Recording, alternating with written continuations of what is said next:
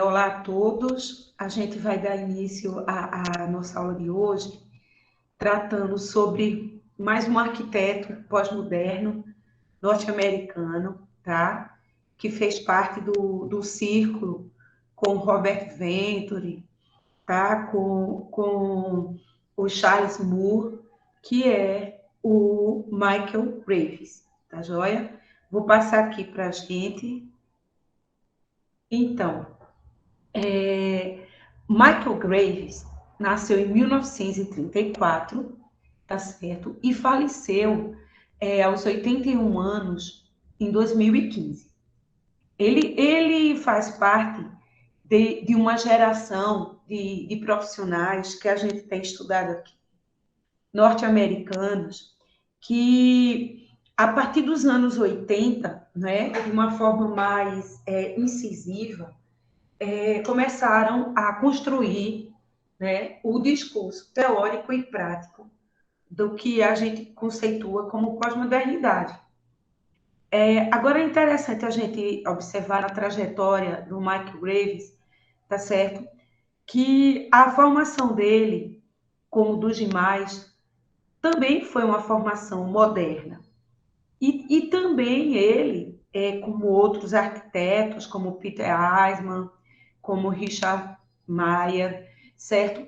Eles, no início da carreira deles, porque quando a gente vê a linha do tempo, né, a cronológica de Michael Graves, a gente vê que ele se formou no final dos anos 50, em 1958, e que era, nessa época, a gente ainda estava em plena modernidade. Tanto que essa influência da arquitetura moderna nele vai ficar presente até final dos anos 70. Quando a gente vai aqui checando as atividades dele, a gente vê que em 59 ele faz um mestrado na Universidade de Harvard, tá certo? Em 1960 a 62, ele vai para Roma, na Itália, certo? Onde passa 2 anos estudando os edifícios antigos e convivendo ali com a cultura italiana. E essa viagem, essa formação vai ser muito significativa na trajetória de Michael Graves, como a gente vai ver. Essa estadia na Itália que ele teve, vendo, percebendo a arquitetura clássica romana, bem como renascentista, né, que é tão forte na Itália, como tanto em Firenze, Florença, né, ou Veneza, porque a Itália respira esse classicismo. Então, isso vai afetar muito a vida do Michael Graves em termos de formação. E ele, além de ser arquiteto, ele era um artista. Ele desenhava, pintava super bem, ele era extremamente criativo, tá certo? Então, é interessante a gente observar essa formação dele moderna, norte-americana, a sua estadia formando a sua personalidade profissional em Roma, né, e pela Itália, durante 2 anos, mas quando ele volta para os Estados Unidos, ele ainda volta moderno, tá certo? Agora, foi muito importante esse seu contato italiano, na década de 60 ainda, porque anos depois, tá certo? Ele vai fazer uma ponte super proveitosa, muito legal, tá? Com uma geração italiana que tinha à frente o professor e arquiteto Aldo Rossi, que a gente vai estudar na próxima aula. Aldo Rossi, que está aqui no meio dessa fotografia, ele foi assim um dos grandes intelectuais, grandes teóricos, arquitetos da pós-modernidade italiana. E nos anos 70, que essa foto é de 1973, ele convida o Michael Graves, que está aqui na frente dele, de joelhos, de óculos, tá certo? E o Richard Meier, que é o segundo aqui, ajoelhado. que a fazer parte de um trabalho em parceria entre Estados Unidos e Itália, com um movimento chamado Tendenza, tá certo? Ligado também à questão do design com o pessoal de Milão, né? Que Milão hoje, até hoje, é uma referência na parte de design. E é interessante a gente ver essas relações, essas conexões, então, norte-americanas com italianas durante a construção do pensamento da pós-modernidade, certo? Então, dessa forma, a gente vai ter a obra do Michael Graves, tá certo? Dividida numa fase moderna, mesmo sendo contemporâneo, né, e presente nessa pós-modernidade, mas ele ainda continua com critérios de modernidade durante uns 11 anos, ou mais, eu diria uns 15 anos, produzindo moderno, até finalmente, no final dos anos 70, entrar numa fase totalmente pós-moderna e romper. Michael Graves, além de arquiteto, ele foi um grande e importante professor norte-americano da Universidade de Princeton, tá? Ele ensinou por mais de 40 anos.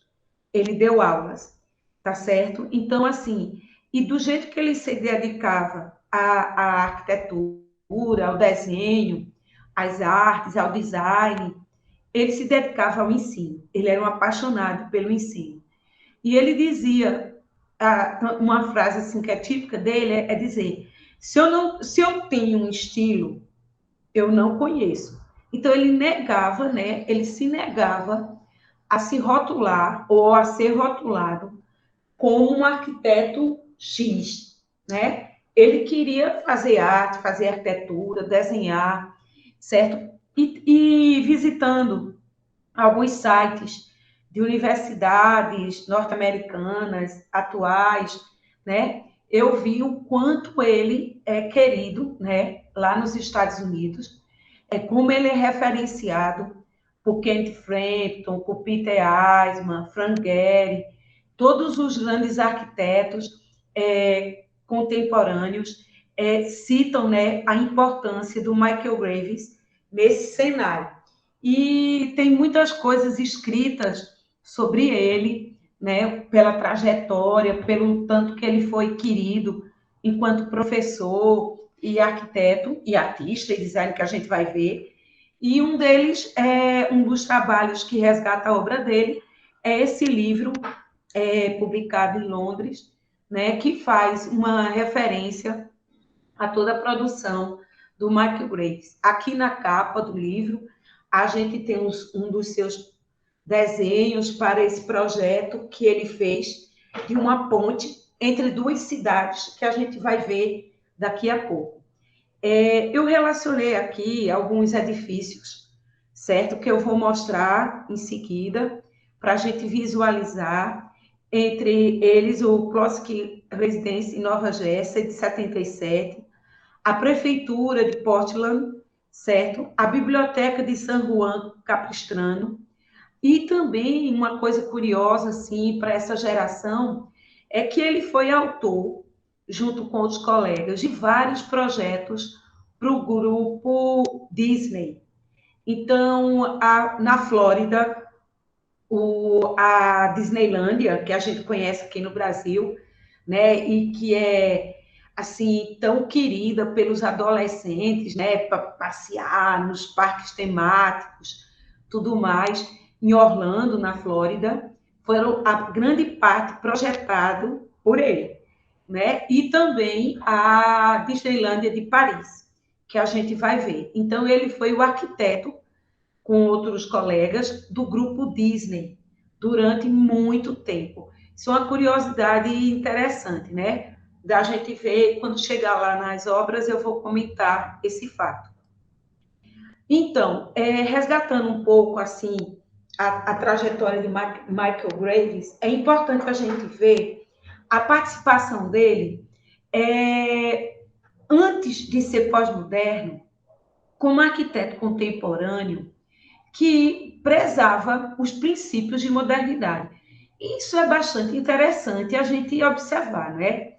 Porque como é que um arquiteto que fez parte de um grupo chamado Five Architects, certo? Que tinha sede em Nova York e onde faziam parte 5 grandes profissionais, né, e principalmente hoje, né, que esses são referenciados, como Peter Eisman, Michael Graves, Gwyneth May, Hideki e Mayer, certo? Então, esses 5 arquitetos, eles, quando jovens, recém-graduados, digamos assim, ainda, né, eles eram apaixonados por Le Corbusier.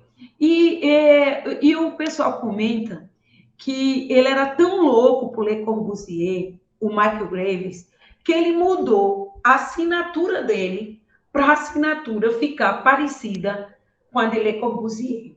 E que quando Le Corbusier morreu, em 1967, certo? Eles viraram noites, né, os colegas, os 5, tá, que eram já arquitetos, professores, fazendo uma homenagem, né, uma montagem da obra completa de Le Corbusier para ser exposta na universidade. E todos os projetos que eles faziam na época, e eles fizeram a exposição no MoMA, de Nova York, no Museu de Arte Moderna de Nova York, esse grupo, né, The Five Architects, eles se reuniram e fizeram uma exposição que saiu no New York Times, saiu em vários, né, veículos de comunicação, mostrando os projetos deles e dizendo que a modernidade ainda vivia e estava muito bem representada lá nos Estados Unidos. Olha só. Mas, e quando a gente olha essa arquitetura, eu trouxe aqui alguns exemplares dessa produção do Michael Graves antes de assumir a pós-modernidade, onde nessas 3 casas, na casa Haussmann, na Schneiderman House, certo? A gente observa uma nítida influência corbusieriana, né, das fases brancas de Le Corbusier. Inclusive, eles eram chamados arquitetos brancos norte-americanos. Arquitetos brancos em homenagem à fase branca de Le Corbusier dos anos 20. Então, se Le Corbusier fez arquitetura da volumetria branca, pilotis, janelas rasgadas, na década de 20, no final dos anos 60, começo dos 70, os norte-americanos, né, liderados por Graves, certo, estavam fazendo nos Estados Unidos uma homenagem, uma retomada a essa arquitetura Le Corbusieriana, como essas casas. Essa primeira casa, Haussmann, ela me lembra muito também a casa Hetfield, né, em Utrecht, que influenciou tanto a Bauhaus, com esses volumes puros, rasgados. E essa casa, gente, veja, 1967 a 71, uma casa nova, digamos assim. A Schneiderman House já mais um pouco adiantada, e essa casa, infelizmente, foi incendiada, acham que foi um incêndio de propósito, não sei porquê, mas ela foi de 72 a 77. E olha como ela também fazia uma referência à obra do mestre. E eles fizeram outras casas, ele também projetou outras casas, começa para o Rockefeller, para a família Rockefeller, em Nova York, né? Também ainda com essa pegada, digamos assim, com essa influência do Le Corbusier. Outra obra também dessa fase, que vai fechar o ciclo dele, é a casa Bini Siref, certo?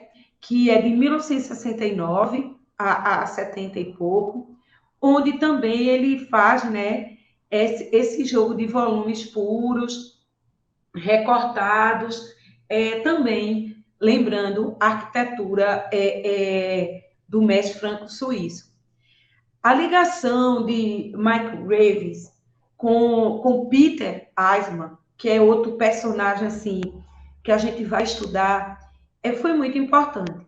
O Peter Eisman, ele também começou moderno, só que ele não foi pós-moderno e acabou indo para o deconstrutivismo, que é uma outra linha, outra tendência da contemporaneidade que a gente vai ver. E eles tiveram oportunidades, nessa foto, os dois jovens, eles tiveram a oportunidade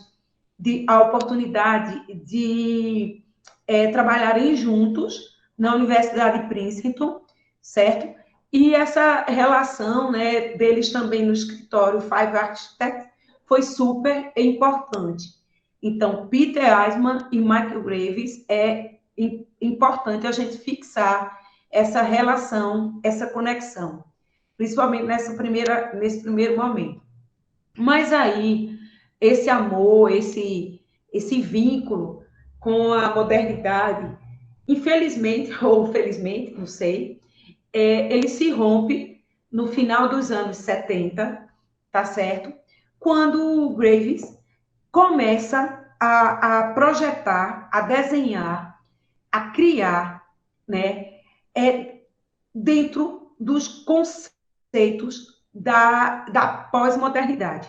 A gente viu que existia um dualismo muito ferrenho, assim, entre o que era ser moderno e o que era ser pós-moderno. E aí, eu acho que por uma irreverência, por uma brincadeira, por uma vontade de ser livre, que eu acho que existia naquela década, que a gente tem visto isso, que é uma questão de posicionamento social, ideológico, filosófico.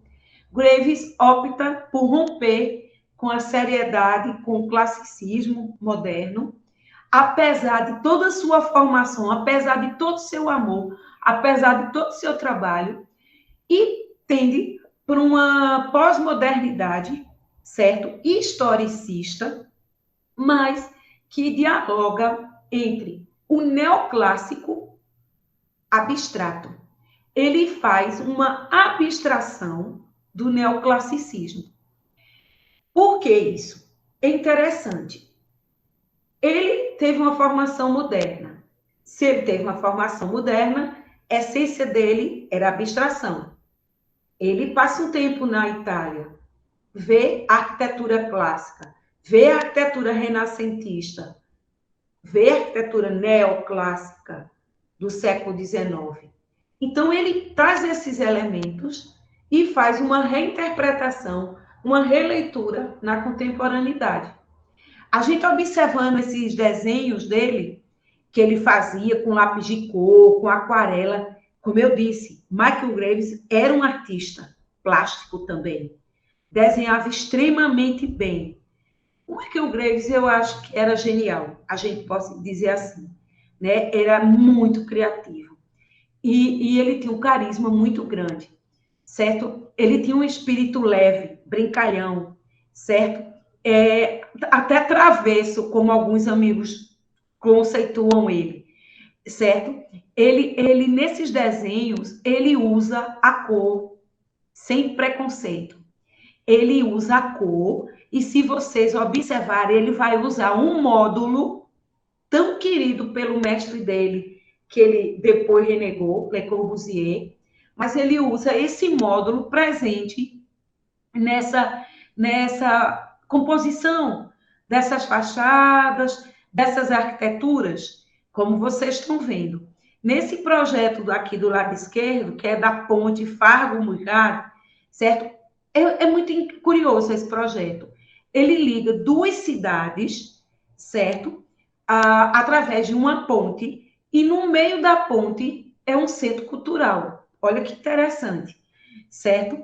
E ele faz a arquitetura desse centro cultural, né, aí na ponte, com uma nítida influência neoclássica dos frontões tripartidos que a gente vê tanto na arquitetura italiana, principalmente no barroco italiano, né? E brincando com esse jogo de módulos e submódulos, como vocês estão vendo, tá? Um outro projeto que ele segue, né, nesse caminho, é esse polêmico projeto e importante projeto, significativo projeto na carreira dele, da Place Key House, certo? Isso que vocês estão vendo, essa maquete, é uma casa, uma mansão, tá certo? Em Warren, em Nova Jersey, de 1977. Ela lembra muito um palácio, né? Uma vila com dois L's romana, né? Do Albert, Palladio, dos mestres italianos, e que geralmente ficavam em áreas mais rurais, soltas. E quando a gente vê a implantação dessa casa, dessa super casa, dessa mansão, digamos, desse palacete, tá certo? No alto da colina, com todo um jogo de escadarias, né? E também na fachada, vocês estão vendo, uma nítida referência aos elementos clássicos, como as ordens, com as colunas, capitéis, certo? Frontões e todos os elementos, né, como torres, que lembram a arquitetura clássica romana.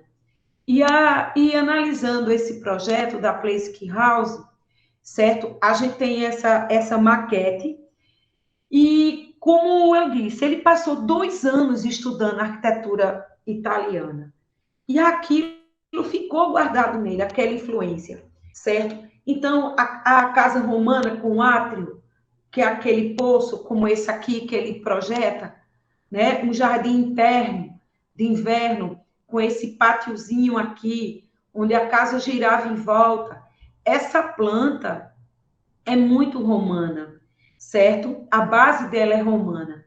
Agora, a gente sabe que a antiguidade clássica ela era simétrica, racional, equilibrada. E o pós-modernismo de Graves faz também ser do mesmo jeito, só que no século XX. Então, a gente analisando os desenhos, a planta baixa, os cortes, as fachadas, principalmente essa fachada aqui, sul, né? Vocês veem que é um volume cúbico, tá certo? E as aberturas, que são grandes panos, tá certo? Na verdade, ela parece reticulada, quadriculada, mas tudo muito alinhado, criando frisos. E essa arquitetura do Graves, até hoje, nos influencia, né? Porque ele faz uma ponte entre a racionalidade e a contemporaneidade. Então, alguns elementos assim marcam a presença da pós-modernidade ao a gente ver o detalhe dado a essa entrada principal, né? Marcada por essas duas colunas que criam uma espécie de ordem, digamos assim, marcando a porta principal. Esses elementos de frisos que vocês estão vendo, que lembram um pouco uma cornisa estilizada, né? Eles arrematam, eles interligam as aberturas, criando um plano de esquadrias. E isso é um resquício que está nele, de modernidade, essa racionalidade nas aberturas. Não é tão aleatório quanto foi. Eu acho que nem Venturi era tão aleatório, né? A gente, quando procura na pós-modernidade, a gente ainda vê uma relação, um vínculo com o moderno na questão dos alinhamentos, da ordem. E nessa fachada, apesar da temática e da inserção de elementos estilísticos historicistas, como são essas colunas, a gente ainda vê essa ligação com esse passado recente. E aqui, só por curiosidade, eu trouxe também a casa que ele viveu, a casa do arquiteto, tá certo? Que eu achei muito interessante, porque ele pegou um antigo prédio industrial, tá certo? Que estava abandonado, que funcionava como um depósito, e ele fez uma intervenção nesse galpão e transformou esse espaço na casa dele, né? Então, assim, e vejam que é uma arquitetura muito limpa, a gente pode considerar até assim proto-moderna, né? Essa arquitetura na sua base, por essa limpeza, rasga panos muito pontuais, mas começa também a trazer, né, elementos muito queridos à pós-modernidade, que era o círculo, o quadrado, o triângulo, as formas geométricas, tá certo? Então, agora ele nessa linha do tempo, ele ganha o concurso para sede da prefeitura de Portland. Isso em 1982, certo? E esse prédio, o edifício da prefeitura de Portland, vai ser um dos principais ícones da pós-modernidade no mundo, certo? É um edifício gigantesco, né? Enorme, como vocês estão vendo, tá certo? E tinha uma importância, uma função, né, na cidade, uma simbologia muito forte, por ser sede do poder municipal, tá certo? E tanto que esse prédio, hoje, ele é patrimônio desde 2011 na cidade, ele está tombado, certo? Agora é um prédio bastante polêmico, como vocês vão ver, e que revolucionou a carreira do Michael Graves, certo? Ele projeta um edifício numa base de colunatas, de pórticos, que lembram os pórticos do Vaticano, os pórticos italianos, e eleva sobre esses pórticos um cubo de vários pavimentos e cria assim uma revolução ao implantar no teto uma acrópole. Ele faz uma cidadezinha, né? Talvez fazendo uma piada, fazendo uma graça, fazendo uma irreverência, porque ele tinha isso, ele tinha esse temperamento irreverente de criar polêmica. A obra do Terraço Jardim, de Le Corbusier. A gente lembra, se a gente fizer assim, por que Michael Graves, no edifício da prefeitura de Portland, faz lá em cima, na cobertura, umas construções, lembrando o Párteno, com uma série de edificações, né, no Terraço Jardim. E quem fez isso lá em Marseille, na unidade de habitação, Le Corbusier. Só que ele faz com formas modernas. Ele faz a área social lá em cima, o lazer da unidade de habitação. E Graves joga, né, essa parafernália de edifícios aqui em cima sobre um outro edifício, como provocação, certo? E aí, uma outra coisa assim, que chamou muita atenção, e principalmente dos modernos mais ortodoxos, foi a inserção de elementos escultóricos que a modernidade tinha abominado, né? Tinha dito não ao ornamento, e o Graves ele traz de volta esses ornamentos e grandes esculturas para essas fachadas. Ele projeta uma enorme escultura para a porta principal e também na lateral do edifício, muitas imagens, né, compõem essa fachada. As aberturinhas quadradinhas, como era bem querida dos pós-modernos, elementos gráficos, só de relevo, e trabalhando com muita cor, certo? Então, aqui eu trouxe alguns desenhos para vocês verem, sentirem, perceberem esse projeto, a profusão de ornamentos, de soluções, de detalhes que o projeto tem, tanto na sua parte de base, na sua parte inferior, quanto no volume sobreposto, bem como no arremate da cobertura nos últimos níveis. E aí, alguns historiadores de arquitetura que trabalham o resgate da história através de esquetes, de desenhos, né? Eles fazem uma referência às influências que Graves foi buscar, tá certo, em obras clássicas.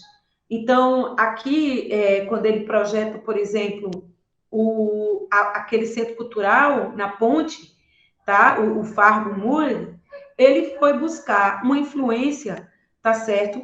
Nesse projeto de Louis Bollier, tá? Para essa ponte, onde ele traz, né, esse arco tripartido e joga aqui. Então, ele faz um link água, arquitetura, e vai buscar naquela influência, né, lá no passado, essa referência.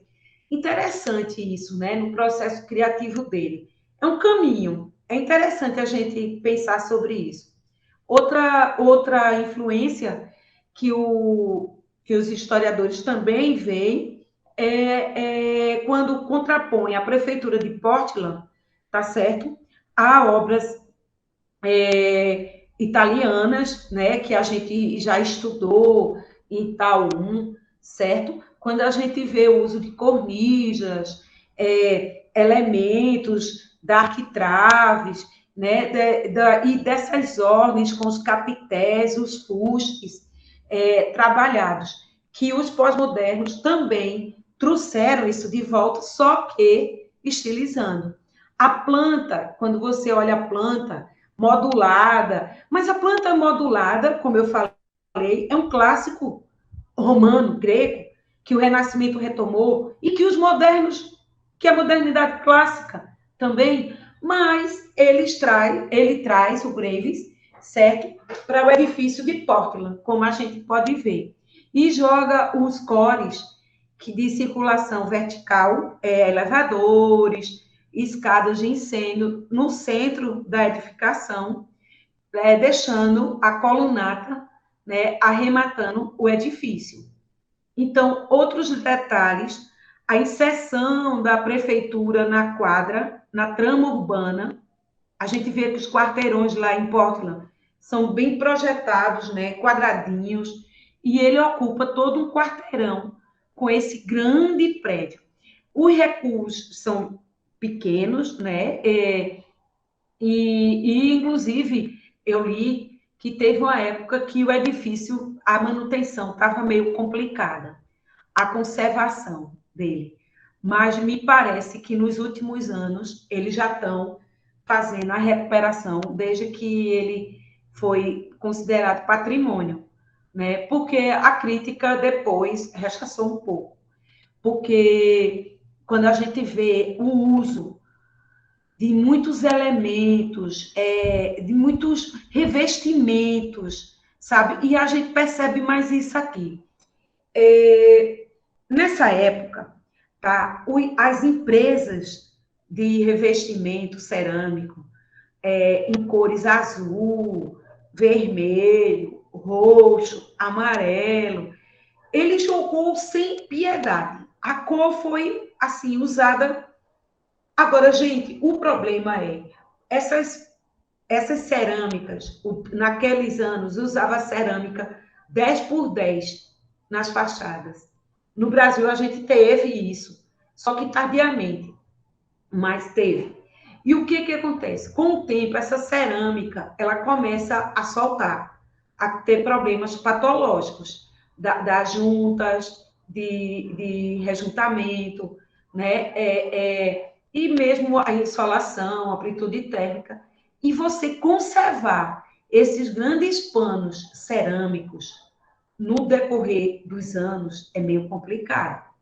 Mas também, nessa época, foram feitos outros sistemas de revestimento à base de pó de granito, que revestiam essas grandes fachadas. Era um pigmento que era misturado com uma cola e tinha um certo brilho, tá certo? E era aplicado por empresas e especialistas nesse sistema de revestimento dos anos 80. Isso também foi bastante usado no Brasil, tá certo? Nessa época. Inclusive, tem um arquiteto baiano chamado Fernando Peixoto, que lá em Salvador, ele trabalhou muito com isso, né? E o Elon Maia, que também a gente vai estudar, que foi a grande referência, com Silvio Podestá, a esposa dele, Jô de Vasconcelos, lá em BH, certo? Mas é um momento de cor, de cerâmica, e que caracteriza essa pós-modernidade e que foi polêmica, né? E que até hoje está marcando esse momento da história da arquitetura. Agora, com esse edifício, esse outro que eu estou apresentando, o edifício Humana, de 1985, ele foi bastante premiado. Ele, inclusive, a revista Time listou esse edifício como os 10 melhores edifícios da década de 80 no mundo, certo? Então, foi um edifício que ele fez na cidade de Louisville, em Ketchack, certo? E também, né, apresenta esses coroamentos na cobertura, como vocês estão vendo, bem queridos à pós-modernidade. Esses abaulamentos, esses coroamentos e essas portadas, né, majestosas, monumentais, para marcar o acesso dos edifícios. Vocês estão vendo também que já dá para caracterizar o tipo de aberturas, né? O que predomina? Rasgos, quadradinhos, compondo várias janelinhas quadradinhas. Isso foi bem típico da pós-modernidade. E aí, ele, assim, cada vez mais alcançando a fama, ele, no final dos anos 80, ele começa a receber uns convites, tá certo, para participar dos empreendimentos do grupo Disney. Aí é pesado. Aí foi assim, eu acho que a Disney, que trabalha com público infantil, adolescente, juvenil ou adulto tardio, né? Que tem adulto que curte também ir para Disney. Eu confesso a vocês que eu fui uma vez na vida e, meu Deus do céu, eu disse assim, nossa senhora, a Disney é assim um exemplo de pós-modernidade. É assim, vocês querem conhecer o que é arquitetura pós-moderna? Vão para a Disney. É a cópia do castelo, não sei de quê. A cópia, tudo é fake, tudo é faz de conta. Então, e o pós-moderno é isso, né? É a arquitetura do simulacro, infelizmente. A gente vê que tem qualidade, mas tem coisas que são questionáveis. E assim, como uma crítica construtiva, porque quem sou eu para criticar o Michael Grave, né, com essa genialidade dele? Mas a gente não pode omitir os pontos de vista profissionais no sentido da arquitetura enquanto brincadeira, do ponto de vista lúdico, né? É uma função, não é? É uma função. E é isso que nos inquieta. Quando você olha para essas fachadas, que você vê pelicanos gigantes, ostras gigantes, golfinhos, coroando edifícios, e decorações pictóricas em fachadas, né?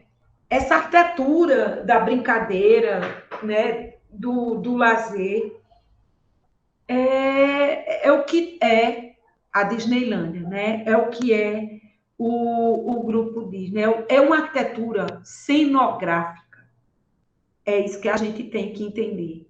É uma arquitetura de comunicação, que o Charles Moore já vinha trabalhando esse conceito. Só que o Graves, ele mergulha. E ele mergulhou, assim, legal. Por quê? Porque ele foi contratado de um grupo enorme como o Grupo Disney. E fazendo projetos não só na Flórida, né, na cidade de Orlando, mas também em Paris. E aqui nessa foto, a gente vê o Robert Stern, que é esse aqui da ponta, ele aqui no meio, e o famoso arquiteto Frank Gehry, autor dos museus Guggenheim, que a gente também vai ver em Bilbao, na Espanha, por exemplo, um deles, certo? Eles foram contratados para fazer o projeto da Disney de Paris, certo? Então, assim, era um mercado que havia. Aliás, que havia não, que há. Então, e assim, existe, não tem como não dizer para vocês que sim, que existe uma crítica da qualidade construtiva, tectônica desses projetos, entende? Existe um mercado consumidor enorme, pós-moderno, que contrata, que quer ver isso, mas é uma faca de dois gumes, é perigoso, entende? Agora, a gente vê personagens, né, que ganharam milhões de dólares, de euros, né, para fazer esses trabalhos. É assim, é uma questão para se refletir. E aqui eu trago, só para vocês verem o que eu estou dizendo, e a gente ter esse cuidado, quando ele faz o time Disney Building, certo? E de 1991. E coloca essa fachada com a nítida influência da forma do Panteão, que é o clássico da arquitetura italiana, né? E como colunas cariátides, fazendo uma referência grega, ele bota os 7 anões. Esse edifício é um edifício do escritório da Disney, na Califórnia, certo? E assim, é para vocês pensarem. Eu não vou falar, eu quero que vocês reflitam, certo? Então, quem que está sustentando o frontão? Quem é que está no frontispício? Os 7 anões da Disney. Então, é uma arquitetura irônica, tá certo? Sagaz, certo? E lúdica. Mas, paralelo a essas brincadeiras, a essas ironias, a essas sagacidades, ele também desenvolve projetos muito importantes, né, como a Biblioteca Central de Denver, que foi considerada a maior biblioteca, né, e a melhor biblioteca da América, né, da cidade de Denver. Olha a proporção, o tamanho dessa biblioteca, eu fiquei com vontade de conhecer. Né? Eu me lembro da Biblioteca de Paris, que é linda, mas é totalmente moderna, limpa, certo? E, assim, bibliotecas realmente são lugares, né? São santuários do conhecimento. E eu fico feliz quando eu vejo um projeto de uma biblioteca bom e importante e ter um significado, né? Na cidade e no país, de uma forma geral, que o nosso Brasil é tão carente de boas bibliotecas. Enfim, mas esse projeto que ele faz para a Biblioteca Central de Denver foi uma obra bastante, né, referenciada. Aqui, eu confesso a vocês que, como eu conheço também a obra de Aldo Rossi, na Itália, eu vejo aqui uma referência nessas colunatas aqui ao projeto que o Aldo Rossi fez em Roma, certo? Aliás, perdão, em Milão, tá? De um bloco residencial, que eu vou mostrar para vocês na próxima aula. Mas aqui eu vejo um pouco Graves influenciado pelo Aldo Rossi, porque Aldo Rossi faz essa arquitetura mais pós-moderna, racionalista, mais limpa, mais séria, digamos assim. Continuando, a produção de Graves, certo? Ele projeta esse projeto, por exemplo, em 2001 a 2006, a escola, né, em Nova York, aliás, perdão, em Washington, tá certo? Onde ele faz uma brincadeira, né, com volumes cúbicos, triangulares. Ficou simpático, né, esse projeto. apesar de também ser lúdico, mas a escola, ele queria passar esse caráter, né, mais, digamos assim, informal para a obra, né, com cor, e eu estava vendo que cada pavilhão desse, certo, ele tem um código no sistema de cores que orienta alunos e professores, então ele faz uma pesquisa do uso da cor. Eu achei isso bem interessante. Para quem gosta de estudar cor na arquitetura, eu acho fundamental observar a obra de Graves.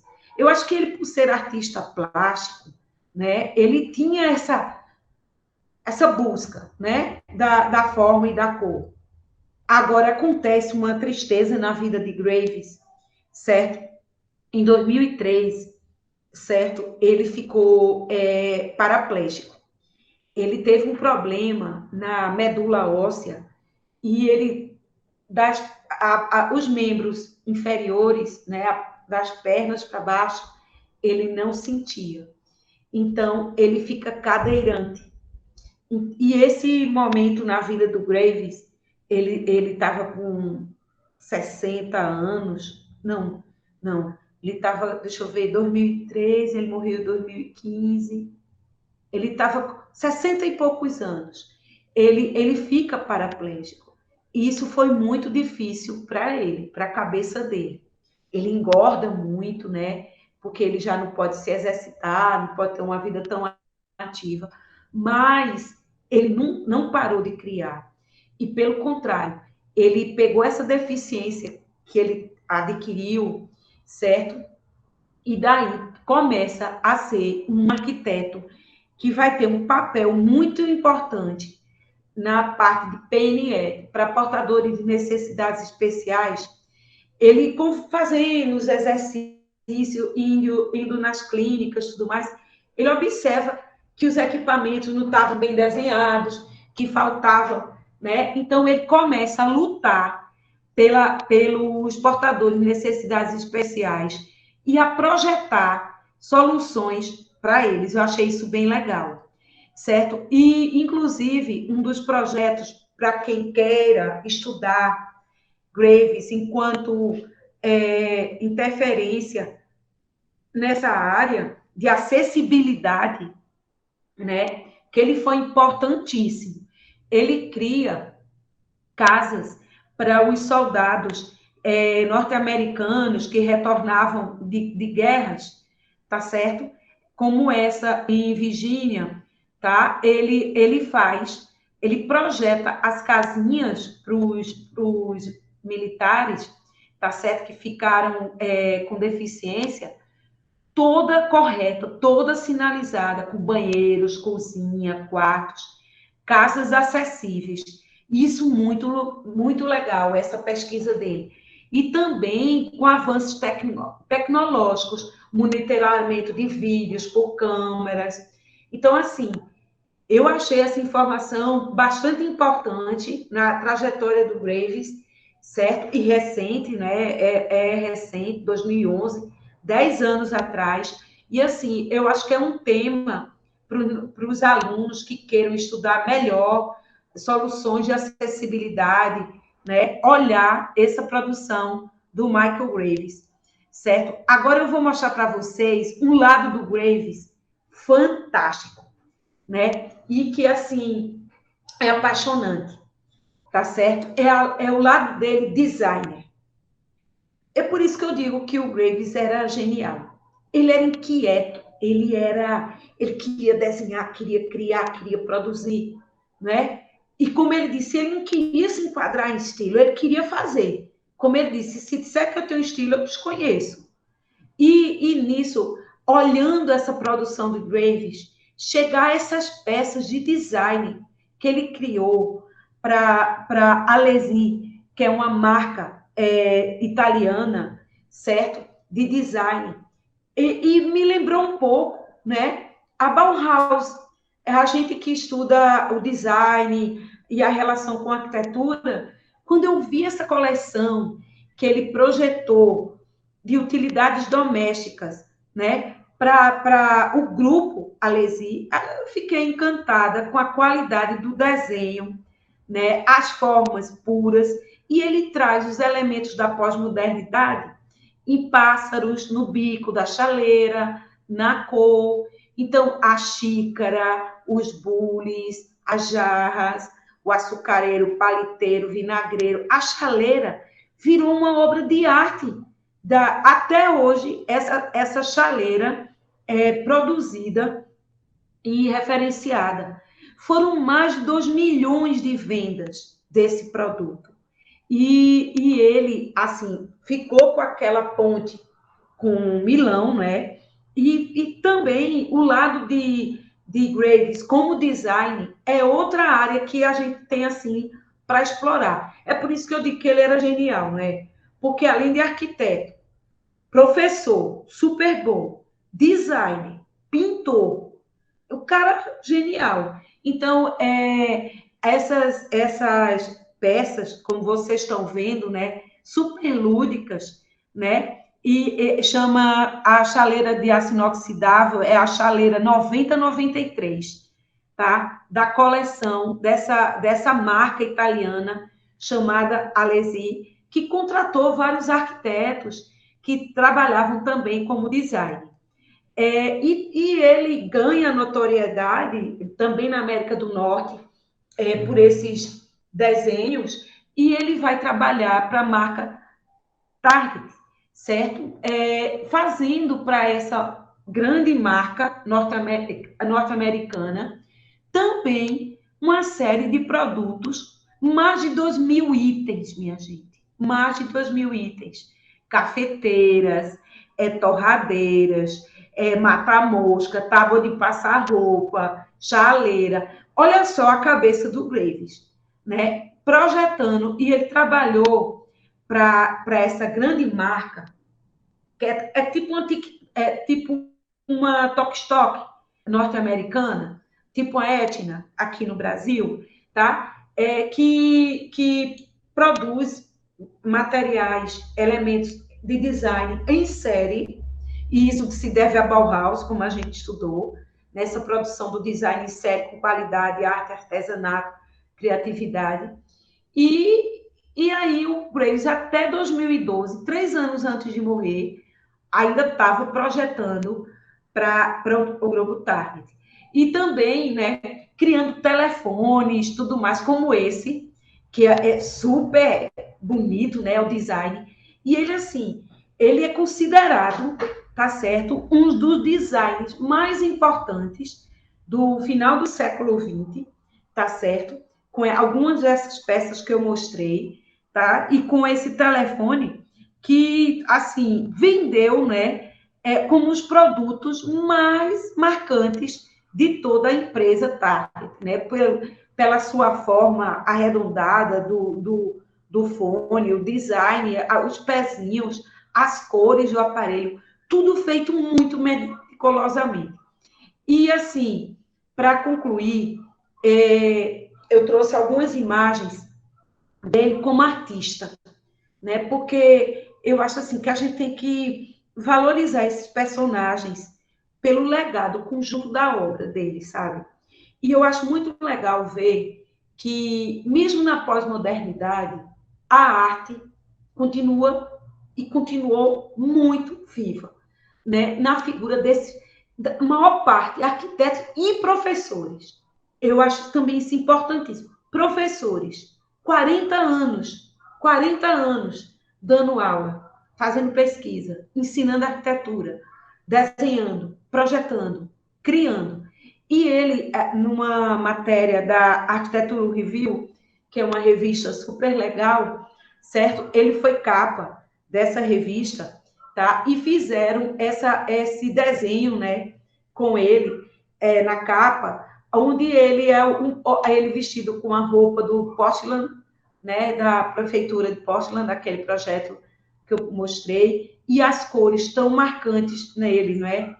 E aí, algumas aquarelas dele que ele produzia demais, e eu achei também bem legal saber que hoje tem um projeto que está até no arco dele, tem uma empresa que deve ter comprado os direitos autorais dos desenhos dele, de todas as aquarelas dele, e está usando de tecnologias digitais para criar, não é, cenários de resorts, de outros projetos, trabalhando em cima do que ele criou.